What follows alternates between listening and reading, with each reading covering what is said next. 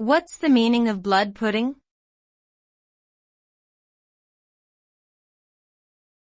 Blood pudding.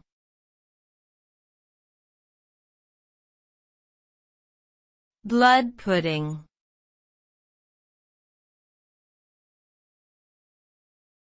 Blood pudding.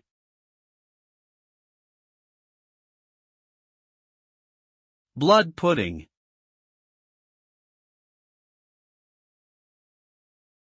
Blood pudding, also known as black pudding, is a type of sausage made by combining animal blood with other ingredients such as oatmeal, spices, and onions.